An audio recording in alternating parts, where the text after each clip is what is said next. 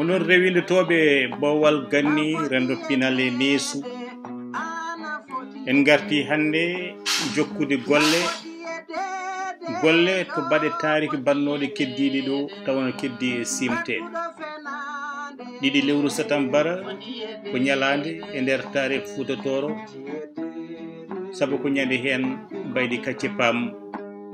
felluno commandant Abel Jandet to hayre law e legal barode 10 septembre ko ñalade tarik sabu ko ñande hen Baydi Kacce pam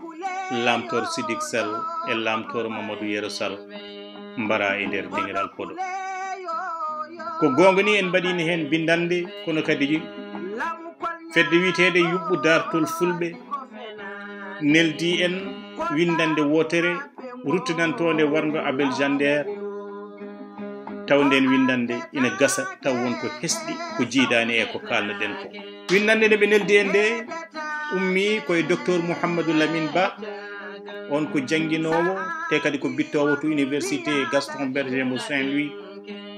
kañum e docteur Abdoul Hamet Ba onne kadi ko janggowo ko bittowo to université Evry mo Paris to leydi France ɓeɗe ɗiɗo koɓe gaddi ko tugnade e rapport uji bannoɗi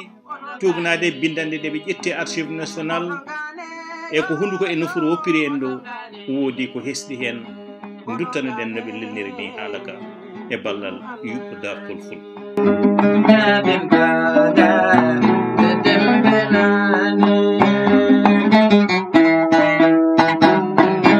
ala jeddi e koɓe kaali wonde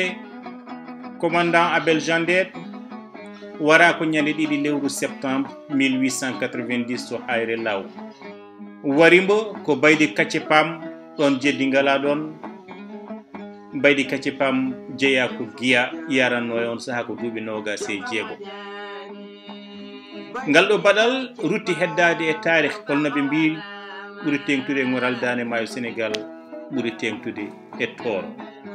eno ɓe mbiri wittiyankoɓe towɓe ha e hunduko e nofuru woni haala hito hayso tawi wonɗo luuri goni hen wonɗo kawritti mbaɗi hen e ngal baɗal bannongal noon inɗi hakki sagataɓe jeegomo ina garta hen inde Abel Jandet inde Abdoul Sidi Ba arɗo Bantu inde lamtoro SIDIIK Sall inde lamtoro Mamadou Yero Sall ɓeɗo ɗiɗo foof ko lamtoro en inde Elimane Abou Kane inde Baydi Kacce pambo giya taw wonno koye jimandi lamtorguede on saaha kamɓe wittiyankoɓe ɗiɗo ɓe kalana en holno baɗal ngal yaari ɓe kolliri wonde gueɗe ɗe mbaɗi koye nder hayre law ɗon mbiɗen lundare ala ɗon hayre law e wiide mabɓe ko kam wonno laamorgo province mo law ɗum waɗi ko ñande ɗiɗi lewru satambara 1890 ɗum waɗi kadi koye pottital ngal commandant Abel Jandet nodduno tawa ina rendinno ardiɓe cantoŋaji ha e woɗɓe hohoɓe wonnoɓe e nder Tooro walla wonnoɓe e nder Fuuta Tooro e nder ɓen lamtoro Boubacar SIDIIK Sall lamtoro Sidi Abdoul Sall Abdoul Sidi Ba lollirnoɗo arɗo Bantu Elimane Abou Kane Elimane Baba Mbo Podor lamtoro Mamadou Yero Sall Ceerno Oumar gonnoɗo qaadi to funnague Fuuta e on saaha lamtor Boubacar Natago Boubacar Houley gollotonoɗo to hayre law Fara Demba gonnoɗo chef de village mo hayre law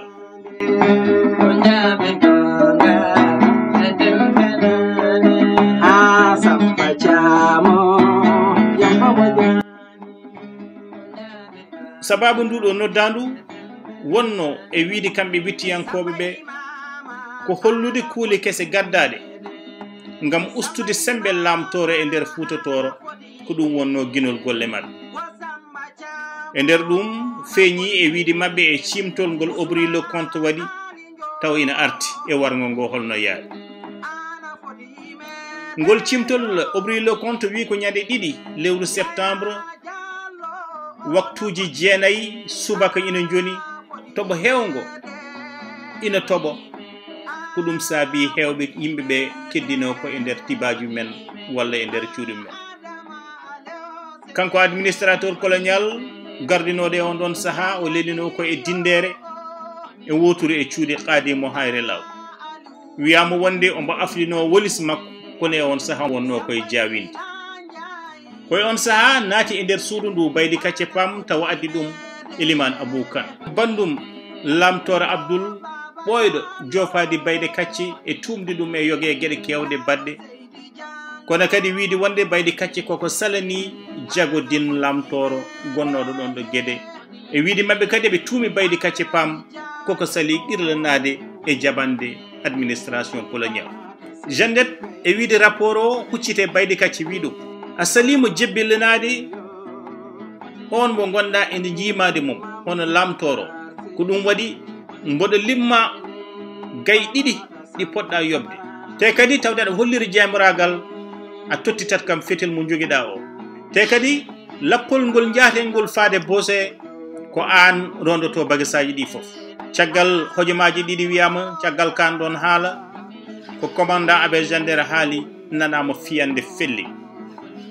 ko Baydi Kacce pam e on ɗon saaha yooɓi fittandu commandant Abel Jandet wiyama wonde fetel o no wanno kuri 7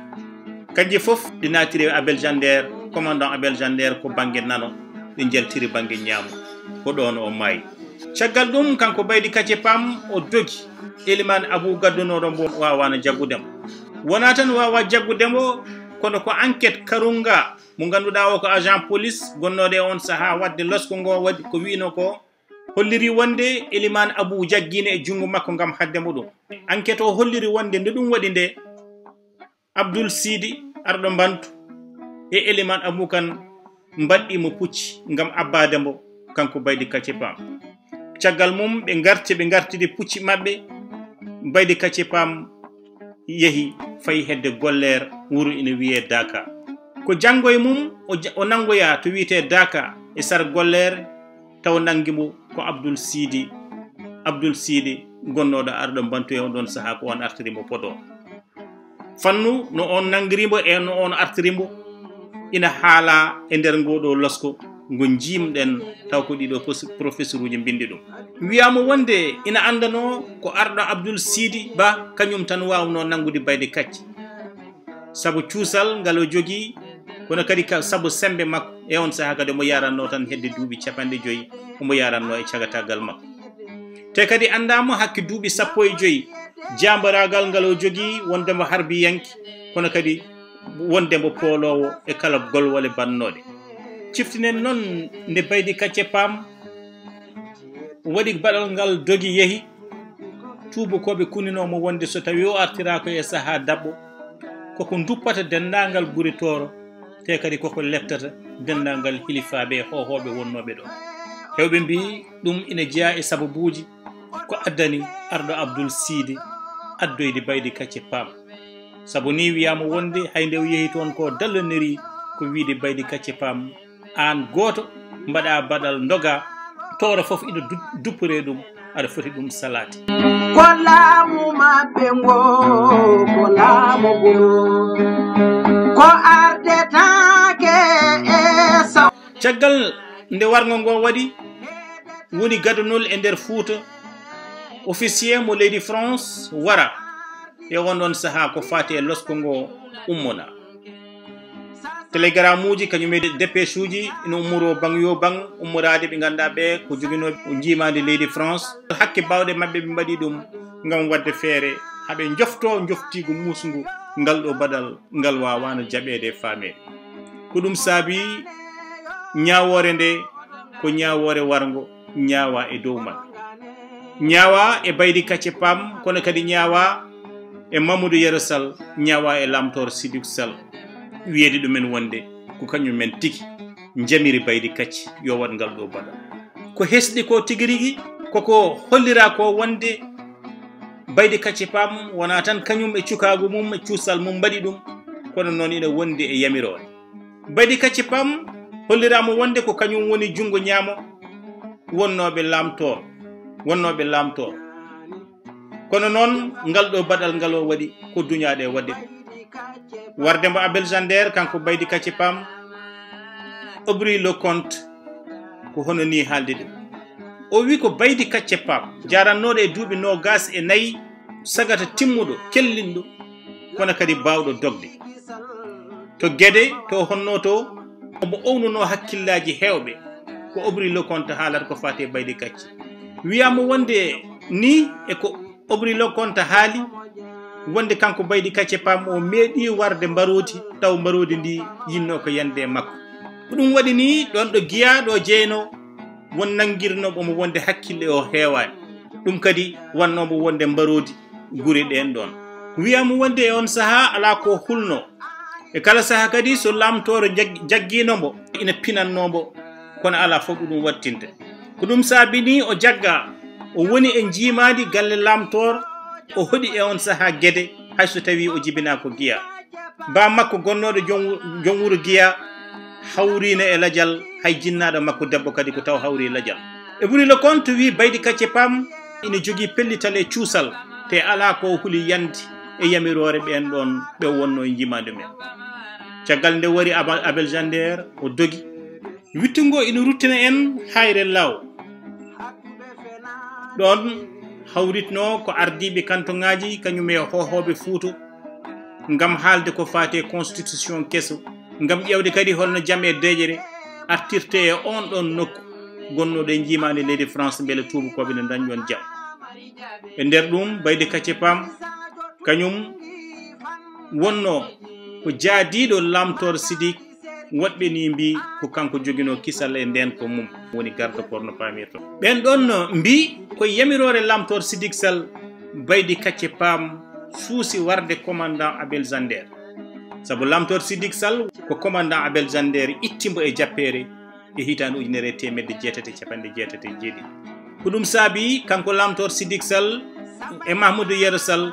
ɓe joguinno fitina commandant Abel Jandet saabu ɓe jiiri ɗum ko koyere ko Abel Jandet waɗiɓe ko so ittudeɓe e jappere lomtina ɓiɓɓa mabɓe mboɓe jiidani suudu ko ɗum saabi wiyama wonde wargo ngo koko miija lelna kono miiji ɗum lelni ɗum ko laamtore SIDIIK sal e laamtore Mahmoudou Yero Sall ngam warde commandant Abel Jandet kono noon ɓe kalfini ɗum ko Baydi Kacce pam mboɓe ganduno ala koɓe kalfinta ɗum ha huulo wadde wiyama wonde Baydi Kacce pam ko adinde ina ware woodi ko haali meeɗa arde am miijo warde commandant Abel Jandet mo ganduɗa o meeɗa wadde ko mettimi min sonno tawino wonano ko ardiɓe me ɓe duñimi e wawde wadde ɗum kamɓe kala koɓe jamirimi komi tabitinowo ɗum o wi kanko Baydi Kacce pam balɗe ɗiɗi ko adinde lappol ngol ina ummo gueɗe Bokar SIDIIK sal walla mbiyen laamtore SIDIIK sal ittaɗo kañum e Mamadou Yero Sall noddi kam nawimi e dow ceene gonde e sara gueɗe o wi SIDIIK laamtore SIDIIK wimi o majjani wonde Abel Jandet yiɗamo te kadi yiɗa kala ko yalti e suudu mabɓe ndu kañum ɓurani ɗum ko suudu Hammadi Gayen seede mum ko libdemo laamu laamtore SIDIIK sal e hitande 1987 e wiide Baydi Kacce pam laamtore SIDIIK wimo mboɗo yiɗi oɗo danejo waray saabu ko kanko tan woni gañam ko kanko kadi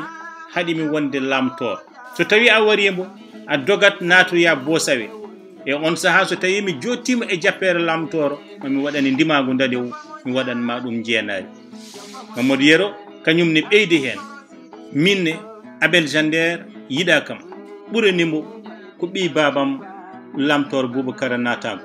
miñum laamtoro Hammadi natago mine hooram mayde makko ma welam ɗum ɗo yalti koye cimtol capitaine Pino wanno e hitande 1990 ko yowiti e nden ɗon mayde e wiidi kan ɗon haala jaltuko e cimtol ngol Baydi Kacce Pam ɓe jamiri ɗum ngal ɗon baɗal adi ko salade o jaɓiniɓe noon koto hayre law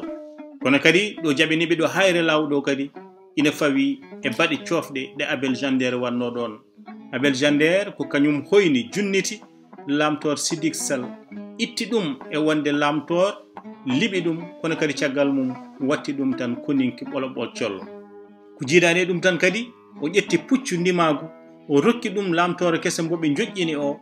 e ɗum ɗon e yiyande lamtore Mamadou Yero Sall firti tan wonde kanko o suuɓi ko wondude e lamtore kese joƴƴinaɗo o ɗum ɗo wittiyankoɓe ɓe ko kolli ko ƴetti ɗum koye wittu Yamar Samb e nder article goto mbo wanno e hitande 2018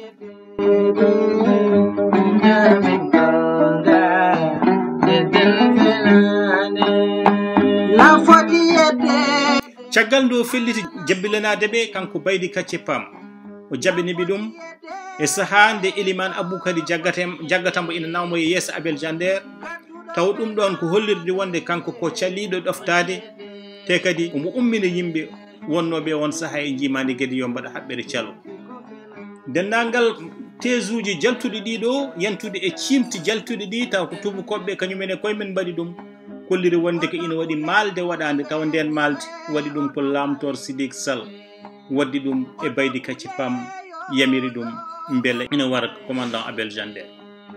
saabu lamtor SIDIIK o itti ɗum e jappere e 1887 o limtini ɓi bammum gaga ɗum ni kadi o jippini daraja mum o watti ɗum koninki e nder konu makko maɓɓe ngo ko laamugol ko ardetake e sawnetake ngol ɗo cimtol ina hollira wonde hunde hewde mbaɗe kese ɗe yimɓe hewɓe gandana walla ɗe kewana haalde ko yowiti e lamtor SIDIIK Sall Baydi Kacce Pam e wargo Abel Jandet ma en jokku e artude goto e mabɓe fof holi kañum holi darde mum e holi gornoɗo Abel Jandet oto ngane yo yo oto ngane yo yo oto ngane ɗum hannani